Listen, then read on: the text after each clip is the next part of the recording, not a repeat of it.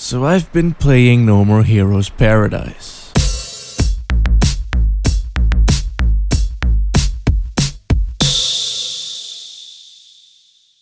You know, the Wii is just one of those things I was never really able to get into, and I remember being really excited for it as well back when it was still called the Revolution. But nowadays I just... So when I heard that No More Heroes would get a PS3 port, a port that I could play without having to perform satanic rituals and rain dances whenever I wanted to do something, I knew that I had to get me some of that sweet Travis action.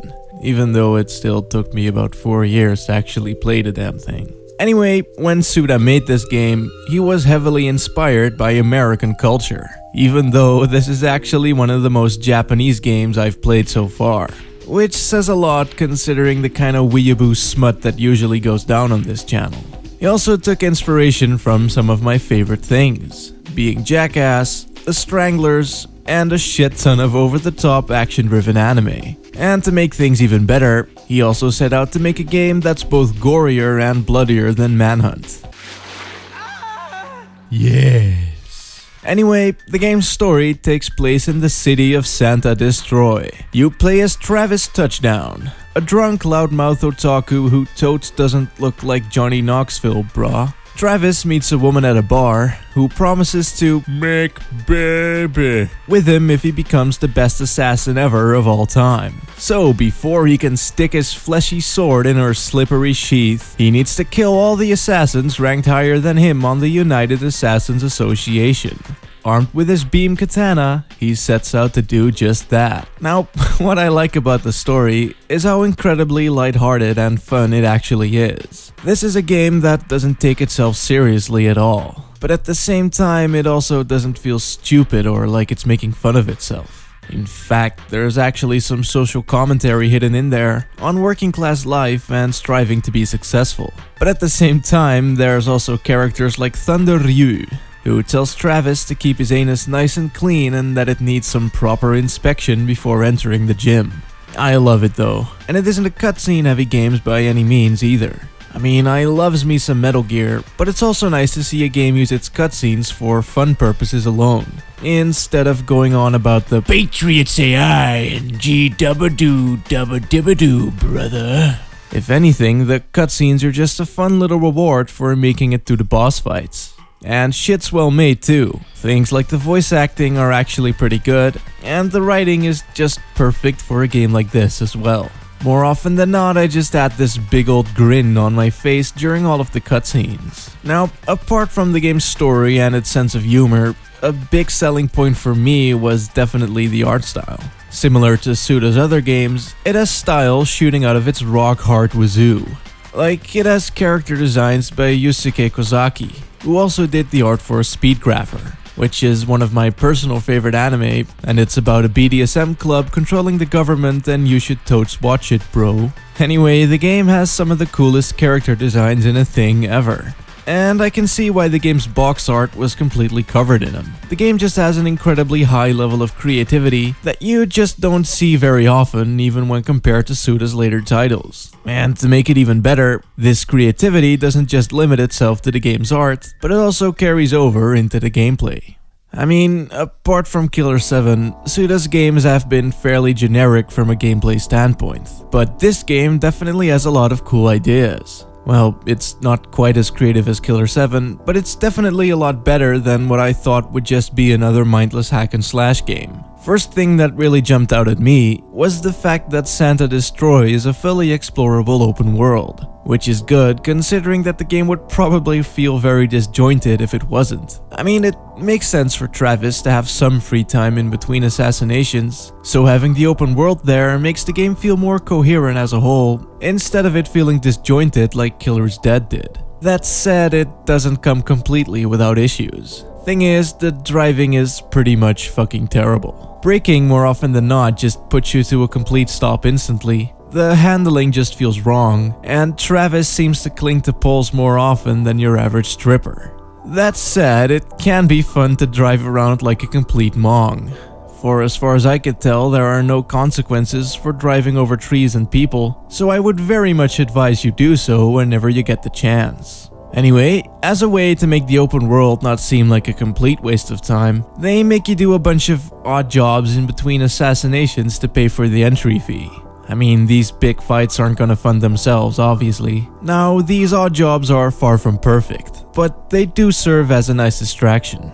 After every assassination, new jobs do get added to the roster so it doesn't become old either. Apart from that, you can also buy weapon upgrades, boost your stats at the gym, and learn new wrestling moves by buying old videotapes. Now, the amount of money you'll need for assassinations and the amount of money you'll need for upgrades is pretty well balanced compared to how much you earn doing jobs. Like, I never felt like I was grinding or anything like that. Usually, doing just 1 or 2 jobs in between assassinations is more than enough to be able to pay the entry fee and still be able to buy the upgrades I needed.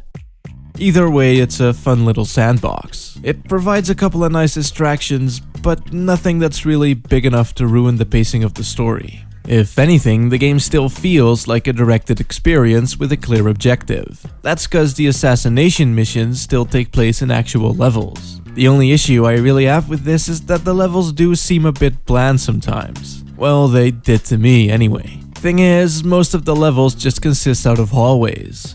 Hallways in a school, hallways in a basement, just hallways fucking everywhere. It isn't terrible, and it's something I've noticed in many of Suda's other games as well, but seeing the amount of creativity and everything else, it kinda sticks out like a sore thumb. Anyway, all missions follow a similar pattern, which is killing dudes to be able to advance to the next area. The game has a very standard hack and slash like approach to level design, but then with a lot of quick-timey gameplay elements. Thing is, as you hack away at your target, you'll be prompted with instructions to flick the right analog stick in a certain direction to execute a finishing move that'll cut the target in half. Outside of that, there are things like beam struggles and wrestling moves that are all done with right analog sticking as well. And there's lots of different ways to attack enemies besides that. You have high attacks, low attacks, and wrestling moves, and it all flows together nicely. Although it did get a little repetitive here and there. Well, I guess that would kinda depend on your playstyle as well,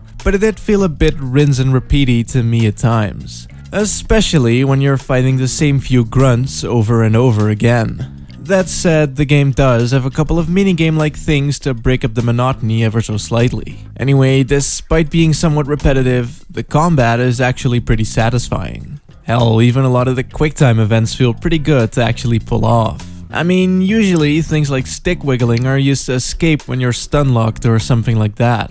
And to me, that only feels like I'm losing control over the situation, which in turn causes frustration. But here, everything works together to service the player and to make you feel like some kind of hack and slash god. You know, things like recharging the beam katana by jacking off with the 6 axes. Also, the entire battle system revolves around the QTEs. So they don't end up feeling like surprises or gimmicky bullshit at all. Although, there is one boss fight that relies on gimmicky QTEs that exist outside of the game's main mechanics. It's frustrating because it insta-kills you when you fuck it up, and that'll always be bad game design in my opinion. Especially when the game already has a combat system that's solid and varied enough to be able to spice up the boss fights without having to rely on gimmicks.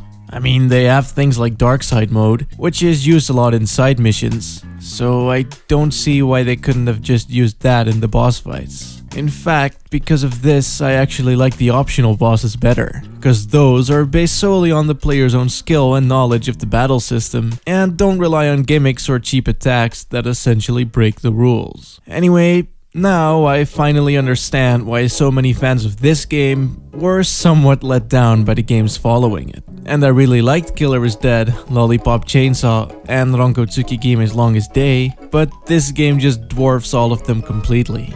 I mean, there's just so much creativity in just about every single facet of this game that it heavily outweighs the few flaws it may have. Really, it's almost like Suda51 blew his load a little bit too early. And by the time he started writing newer games, he had less ideas to work with. Now, if you haven't played any games made by Suda51, I think you'd be better off doing what I did and save the best for last. Now, I can look back and say that I enjoyed games like Killer is Dead for what they were. But if I had played this game before any of his later titles, my expectations would have been sky high. And there's no way any of them shits could have lived up to that.